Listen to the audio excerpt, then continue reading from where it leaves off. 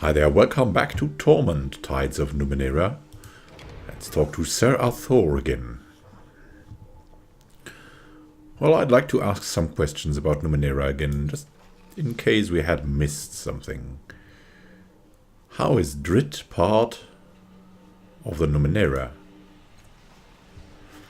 Run your hand through the soil, girl, and you'll find it's hardly soil at all. It is filled with the microscopic remains of ancient, unknown technologies and structures, commonly known as Drit. Why, in some places, the Drit is even alive.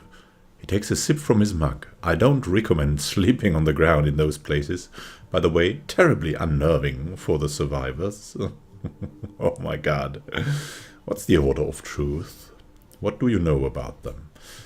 It's what you might call an organized religion, except it's not a religion. No, members of the order call themselves priests, and their founder the Amber Pope. But they don't worship anything per se, except perhaps their own intellects. I understand this town has its own branch of the order. They could answer your questions better than I. Well, about anything else? Far traveler? How do you know so much about the Numenera? Cipher gathering was always the main source of income for my family. Alas, no more, but I have extended that penchant into pure research. It's not arrogant to say that mine is one of the greatest laboratories in the Steadfast. Why, an entire university has sprung up around my home. I specialize in research and experimentation. Prospective assistants apply almost daily, which is good, considering how quickly we churn through them. He clears his throat. Oh, so you've traveled far, you know much. I'd like to know more about the world. Of course, ask me anything you like. I've traveled all over the Ninth World, throughout the Steadfast and the Beyond. I even know a little about this part of the world, the so-called Beyond the Beyond. I've met explorers of all kinds and listened to countless stories, so what is it you would like to know? First, that's Steadfast, where you come from. What can you tell me about the Steadfast? Much, my friend, much, too much, in fact. Steadfast is a collection of kingdoms and principalities far west from here. Off here, all the way at the end of the continent. He blows smoke from his mouth. It forms into a purple ball and drops to, and then through the floor. It is where the Order of Truth holds sway more than anywhere else. There are several different kingdoms, along with scattered villages and aldeias, but they all swear fealty to the Ember Pope and his Eon priests. He utters a small growl. The Order requires nobles of the Steadfast to fight against the Gaians, supposedly a cult to the north. I have never been there myself, so I don't know the truth, but it sounds like a waste of lives and resources if you ask me. That's why I keep my laboratory in the southern reaches, as far from the conflict as possible. He sucks on his pipe thoughtfully. Granted, the Order did ask me to leave after several incidents, but I was planning on moving anyway. So you're too bold for the Order. Yeah, they seem a bit conservative. What can you tell me about the Beyond, though? A wilderness between the Steadfast and here, highly dangerous. His words seem meant to frighten, but he has an excited glimmer in his eye. Some of the most interesting claves and villages can be found there. I found one village whose people hovered a meter off the ground from birth to death. The villagers of another world would tell you the exact method of your future death. I can't say how accurate they were, though several of my assistants tendered their resignations. Further out is the realm of the most deadly creatures, landscapes, and weather. Oh yes, he says, seeing your expression. The land and weather itself will rip you apart in several locations in the Beyond. You've heard of the Iron Wind? It is but one of the cruel rulers of that land, though perhaps the most infamous. A cloud of invisible machines, altering the physical structure of anything and anyone it touches. He grins widely as he brings his cup to his lips. Truly terrible. The Iron Wind. I am afraid. What can you tell me about the areas beyond the beyond? You're in it, friend. They call it the Sagas Protectorate, or at least this portion of it. There is Sagas Cliffs and the Bloom nearby. I've heard of places like Haref and Mrajolius far to the east. I'm most interested to explore this Valley of Dead Heroes I've heard so much about. A place to enter the dead. Bound to be some very interesting relics in a place like that. He sighs. In truth, I am only a recent arrival to this place myself. You would do better speaking with the locals. Yeah, of course. We want to go to that valley too. Maybe there's someone who knows something about that changing god. Or maybe there is the changing god. So what can you tell me about different kinds of explorers? What type are you? What type are we? Brave and intrepid souls, my friend. Explorers come in all shapes and packages, but I think you will find that most people prefer to label the bravest explorers as glaives, nanos, or jacks.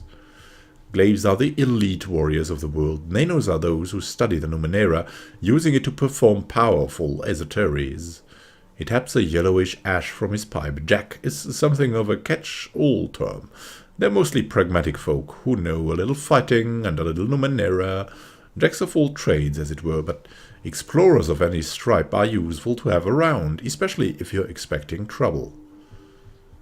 And why do they call this the Ninth World? An interesting question. He takes a preparatory swig from his cup.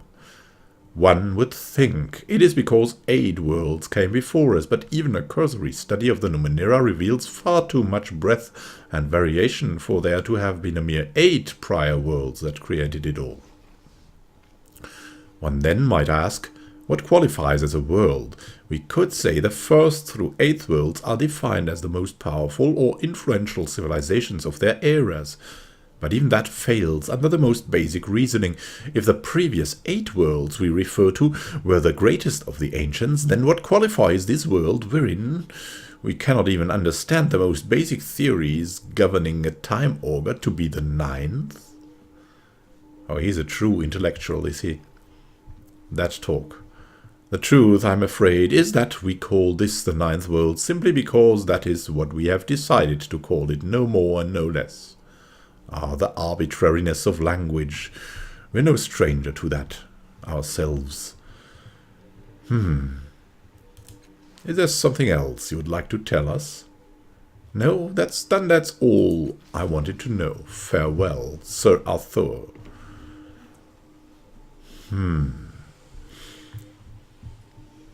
So now, there's still this Clarion wanting us to find the veterans here. And to convince them. And there's the barkeeper. Let's talk to the barkeeper. Hey there, Feriok. The bartender is a tall, powerfully built man with nut-brown skin and a bushy beard. He radiates strength and confidence. He moves with speed when necessary and remains almost motionless the rest of the time, like a predator waiting to leap. Yet even when he prepares a drink, he doesn't touch a thing. His brow furrows slightly, and the bottles and glasses lift by themselves. When he sees you, he smiles broadly. Welcome to the Fifth Eye, friend. I am Feriok. Feriok's mind is a careful blank. You can't read anything from him. Can you tell me about this place? You're the barkeeper. You should, right? The Fifth Eye is a bar for psychics. At least it is now.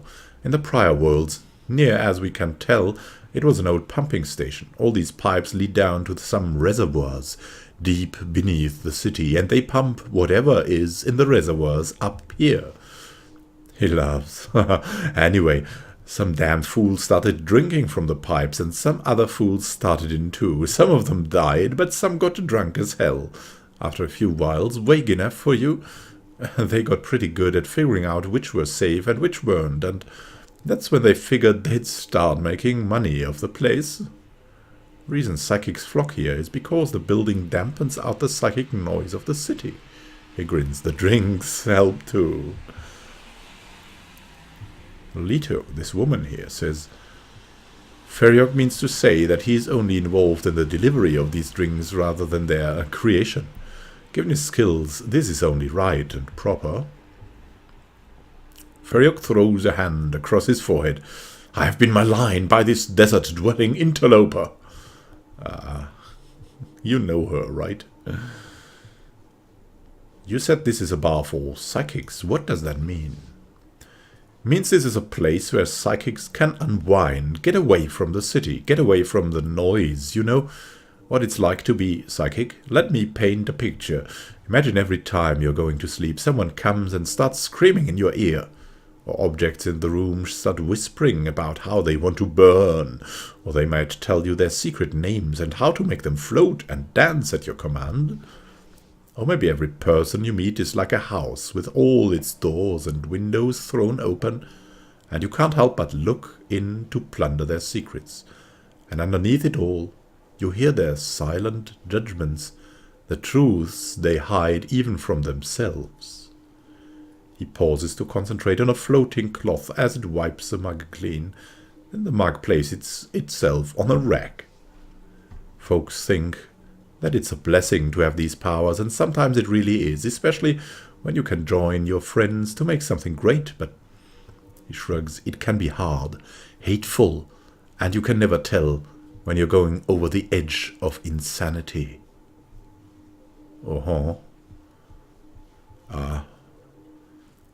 Talking about insanity, an insane battle, Clarion needs your help. She's looking for warriors to fight in the endless battle. Ha, no way. This bar is my life, and I've done my time. I've got no interest in fighting for people I don't know, for a cause I don't believe in. You go right ahead, but count me out. Pauses for a moment, lost in thought or communion.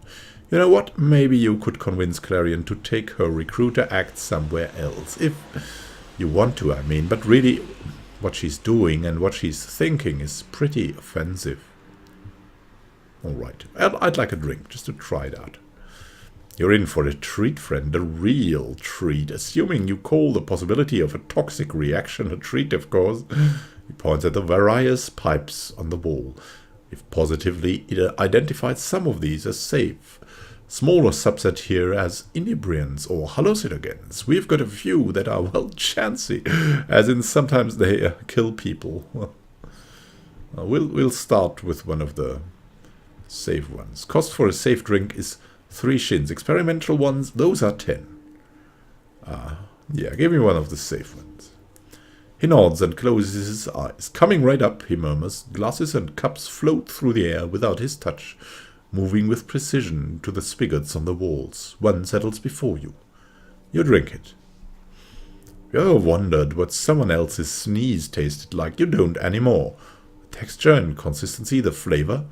You decide to stop describing it to yourself. Now that's interesting. Let's talk about the chancy drinks. We've got this strange black ichor, thick enough that it is almost chewy. There's a pink sludge that's a known entheogen, but its strength varies and sometimes kills people. We have one that smells like elderberry fruit, and we sometimes use that one to get rid of stubborn grease stains. It's acidic, but, well, maybe it's an acquired taste. Oh, God. What mood are we in? We're pretty dark right now. I'd like to try the black ichor. He shudders. I tasted this stuff once. I don't remember much about the time afterward, but I was raving about holes in reality. Well, here's your drink. A strong glass bowl floats under a pipe. A spigot turns and the ichor oozes from it. You can smell it from here. The bowl floats back to you, all without Feriok touching it. Drink fast is my advice. He winks. You put the word to deed. The taste is not unpleasant, though the texture is horrifying, unbidden. You think of soft flesh rotting under a jungle sun. Nothing happens, at least not right away. Just as you begin to doubt the ichor's efficacy, you feel the earth shift slightly. The walls shiver and begin to shake. Their surfaces look as if they are slowly melting. You feel the weight of the ceiling and sky forcing you to the floor, and only a great effort of will keeps you standing. Rents begin to appear in the flat surfaces of the bar, in the walls. Scabrous tissue rims their edges, and a deathly chorus pipes through in a register almost too high to hear. The world tilts on its axis, and you stagger to the right. Your vision blurs, and the invisible world swims into view, becoming more solid than the world you call home. Oh my god. What is this? Oh, what is going on here? Can we see something here now with that ghostly woman? Or what is going on? Maybe we can find something. Ooh, what the hell is that? Allow me. Oh, the black ichor. There's wait,